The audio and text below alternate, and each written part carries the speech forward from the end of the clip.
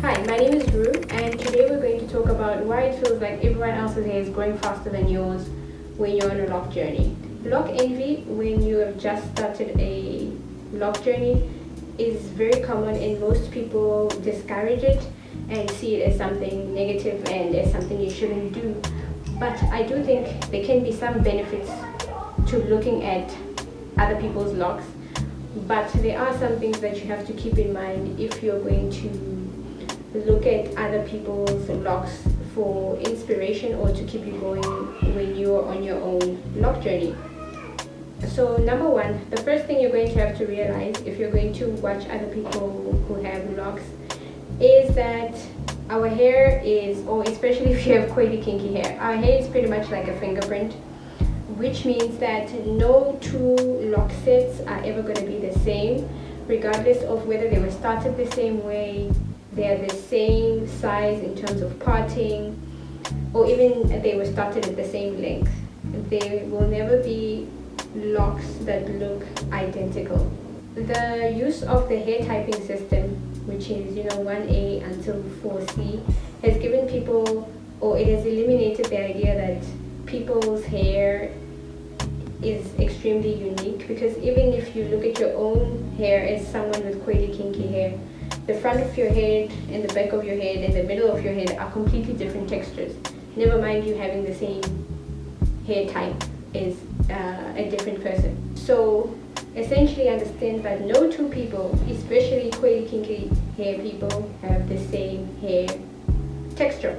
And since hair texture determines how someone's locks turn out, that means that there will never be someone with the same locks as you, or you have the same locks as someone else. Number two is to realize that if you found a content creator who has hair that you really admire, because they are a content creator, there may be certain things that they're doing to their hair that you may not be aware of. And I'm not saying that they're doing it in an insidious way, but you have to realize that social media is all about you presenting how you want other people to see you. So here are a few things that some people with locks may be doing before they come on camera, and you need to be aware of them because those things can really impact the appearance of locks and how long they look. Number one is appearing on camera with damp or wet hair.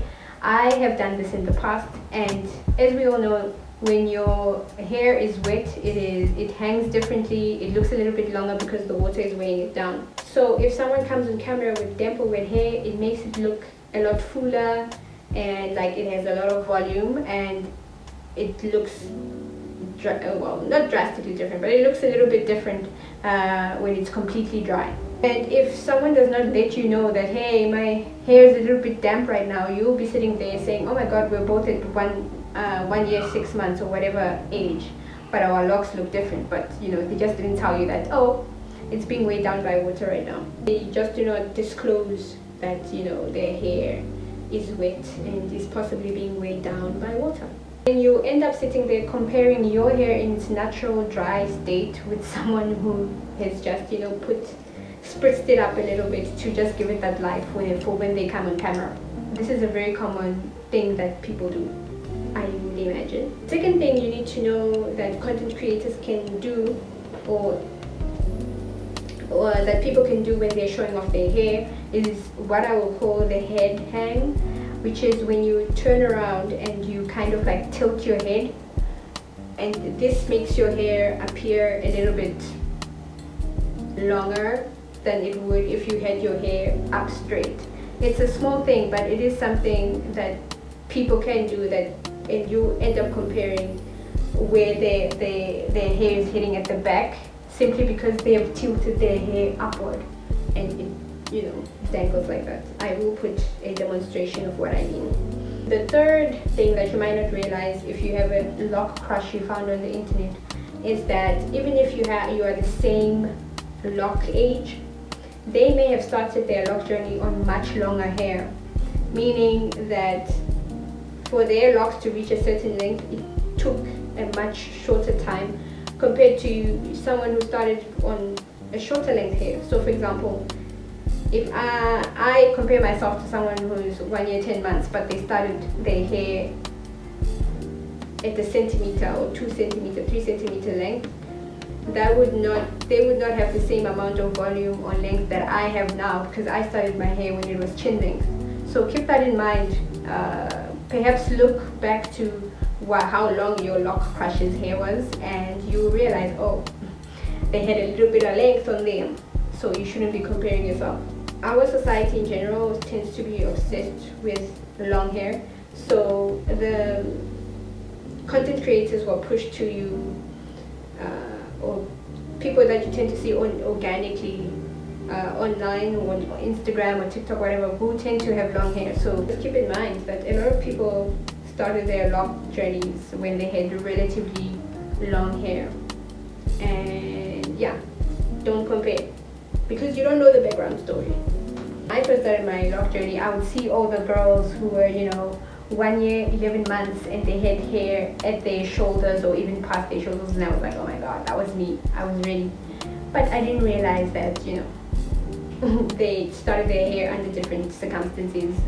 By this I mean at different lengths. Connected to society's obsession with long hair, while you are getting your lock crushes, it is very easy to only get lock crushes that have long locks, because you'll be binge watching these videos forgetting that, oh my god, some of these people have had locks for 4+ years, 5+ years, and that's the length you're admiring.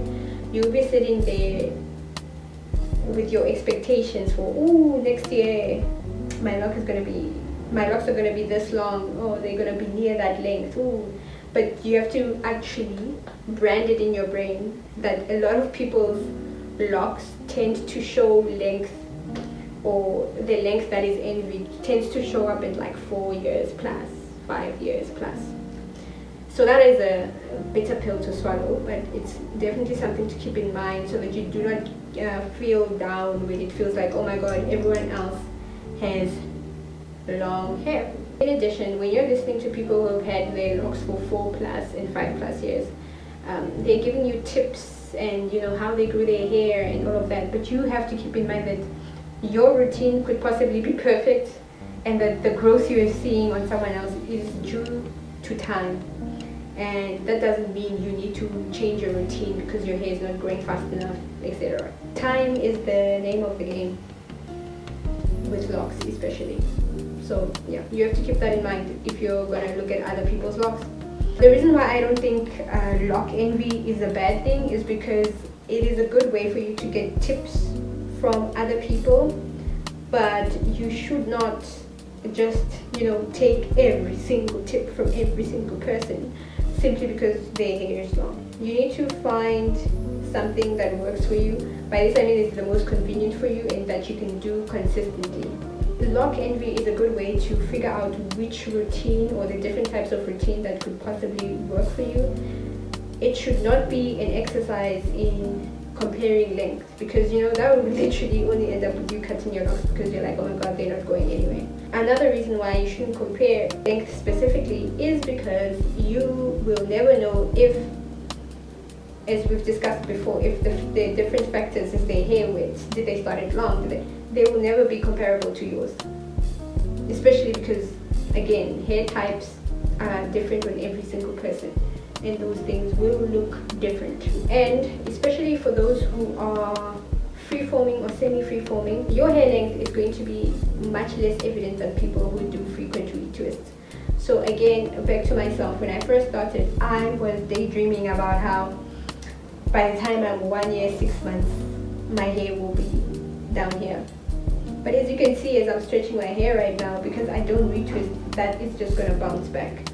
So you have to remember that when you're semi-free-forming or free-forming, it's not that your hair is not growing at the same rate as people who retwist. It's just that you're not retwisting it to get that extra bit of growth to count as your length. So your semi-free-form length is going to take a bit longer to be evident. Not that it's not happening, it's there, trust me. But the method you've chosen does not prioritize showing off the length. It prioritizes retaining the length, which will be evident inevitably when your hair gets longer. embrace where you are with your lock journey, because the only thing standing between you and your length goal is time. There's no amount of oil or whatever product or whatever technique that is standing between you and length. It's just you and time, and you can literally sit through that and enjoy your locks as they are. I've been enjoying the so-called short stage of my locks.